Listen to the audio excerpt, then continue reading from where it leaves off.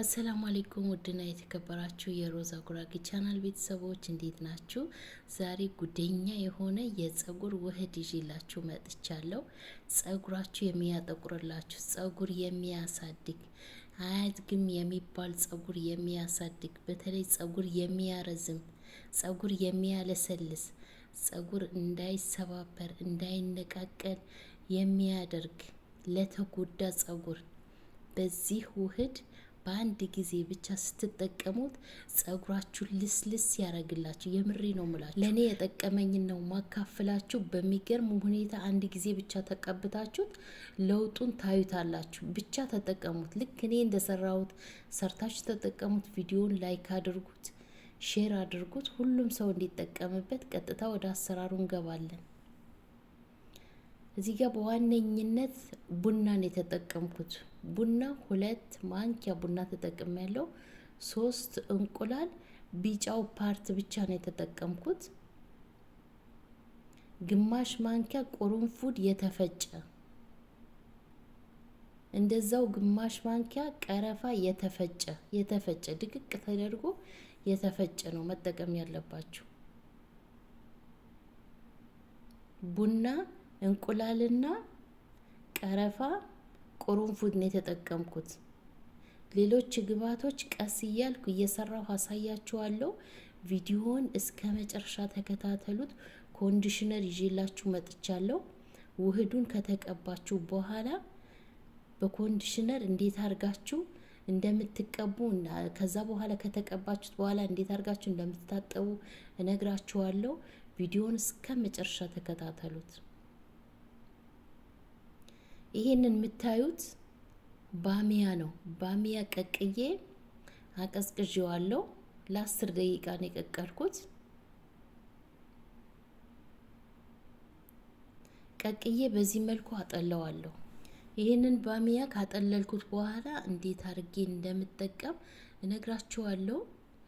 ቪዲዮውን እስከ መጨረሻ ተከታተሉት። ብዙ ልጆች ቪዲዮውን እስከ መጨረሻ ሳታዩ ጥያቄ እየጠየቃችሁኝ ነው።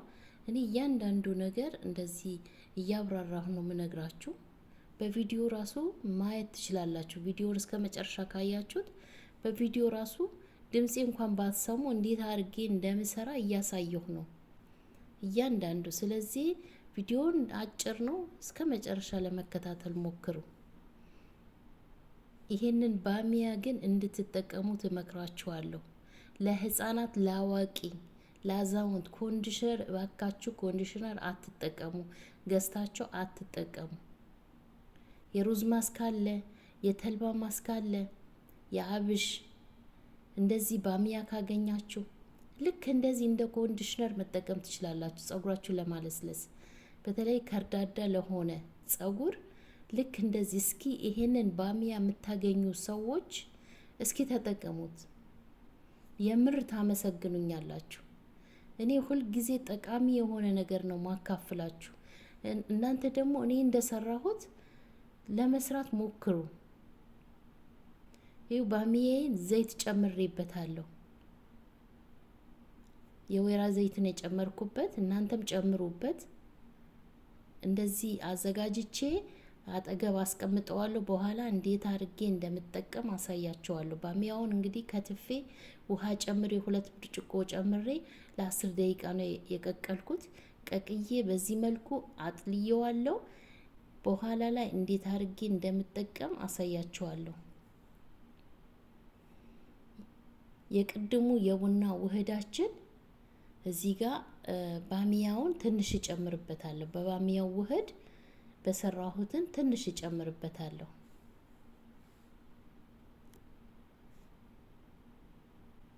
እፈጨዋለሁ። ሰዋህዶ እንትን እንዳይለኝ እንዳይጓጉልብኝ በዚህ መልኩ ፈጨዋለሁ። እናንተም ከቻላችሁ ፍጩት፣ ካልቻላችሁ ደግሞ በደንብ አርጋችሁ ምቱት። እኔ ክሬም እንዲሆንልኝ በዚህ መልኩ ፈጨዋለሁ። ለራሳችሁ የሆነ ነገር ስታዘጋጁ አትሰልቹ። እንደዚህ አርጋችሁ ሰርታችሁ ተጠቀሙ። ልክ በማሳያችሁ መልኩ ሰርታችሁ ተጠቀሙ።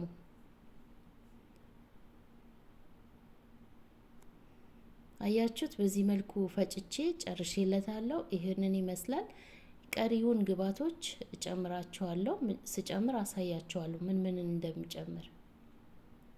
በተለይ ሽበት ላለባችሁ ፀጉራችሁን ለማጥቆር ሽበት ላለባችሁ ልክ እንደዚህ አይነት ውህዶች ተጠቀሙ። እኔ ሁል ጊዜ ምሰራላችሁ ሽበትን አስመልክቼ ነው። ሽበትም ለማጥፋት ለራሴ ስለምጠቀም ነው። ለእናንተም ምሰራላችሁ እየደጋገምኩ ምሰራላችሁ ለራሴም ስለምጠቀም ነው። ግዴታ በሳምንት አንድ ጊዜ መጠቀም አለብኝ። እኔ ስጠቀም ለእናንተም እሰራላችኋለሁ። እኔ ደግሞ ይሄንን ባሚያ በጣም ስለተስማማኝ ይሄንን አሁን የሰራሁት ፍሪጅ ውስጥ አስቀምጬ እኔ ፀጉሬ በብዛትም ስላለው በሳምንት 3 ጊዜ ነው የምታጠበው። ፀጉሬ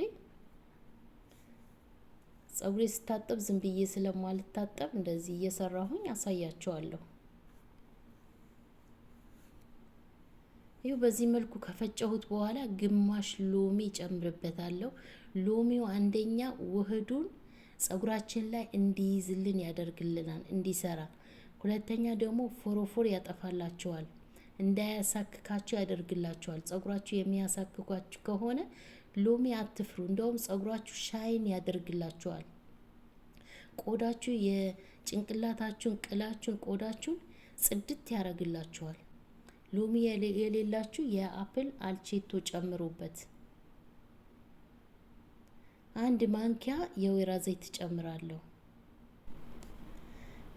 የወይራ ዘይት የሌላችሁ የኮኮናት ዘይት ወይም የምግብ ዘይትም መጨመር ትችላላችሁ።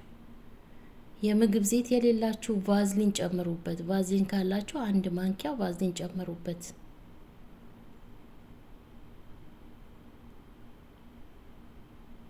በደንብ አርጋችሁ አቀላቅሉት።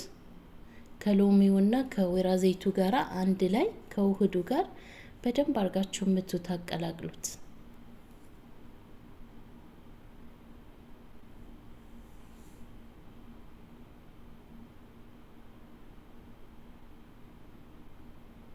ልክ እንደዚህ ካዋሃድ ነው በኋላ ፀጉራችንን እንቀባዋለን። ማንኛውም ውህድ ከፈለጋችሁ ፀጉራችሁ ታጥባችሁ በንጹህ የምትቀቡት ከሆነ የበለጠ ለውጥ ታገኛላችሁ። የማትሰለችሁ ከሆነ ፀጉራችሁ ታጥባችሁ ከታጠባችሁት በኋላ ብዙም ሳይደርቅ እንደዛው እርጥብ እያለ ውህዳችሁ የምትቀቡት ከሆነ ፀጉራችሁ የበለጠ ለውጥ ታገኙበታላችሁ።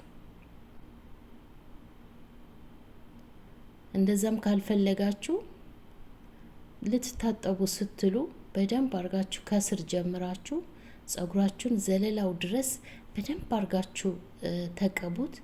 ከዛ ማሳጅ አድርጉት።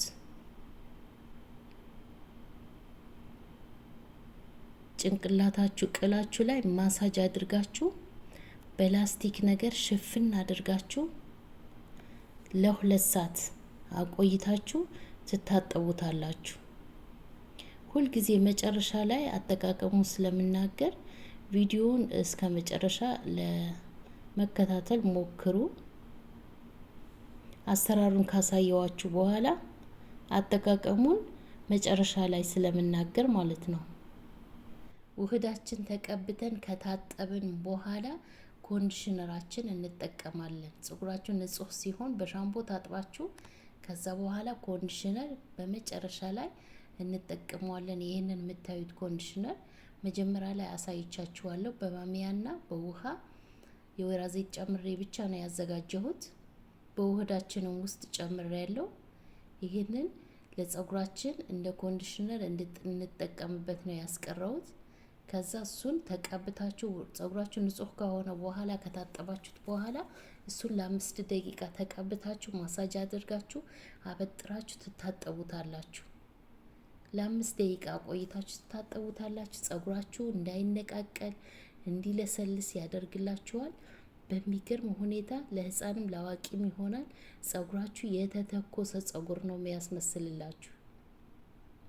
ተቀብታችሁ ከታጠባችሁ በኋላ ቅባት ነገር ዘይት ነገር ካላችሁ ተቀብታችሁ ፀጉራችሁ በ4 ወይም በ2 ስሩትና ፀጉራችሁ ስታበጥሩ ሲደርቅ ልክ እንደ ተተኮሰ ነው የሚመስልላችሁ። ታመሰግኑኛላችሁ። ለኔ የጠቀመኝን ነው ማካፍላችሁ። የዛሬ ቪዲዮ ይሄንን ይመስል ነበር። ስለተከታተላችሁኝ አመሰግናለሁ። በቀጣይ ቪዲዮ እንገናኛለን። ቪዲዮን ከወደዳችሁት ላይክ አድርጉት። ሀሳብ አስተያየት ካላችሁ ኮሜንት ላይ አስቀምጡልኝ፣ እመልስላችኋለሁ። ሁላችሁም እንድትጠቀሙት እመክራችኋለሁ።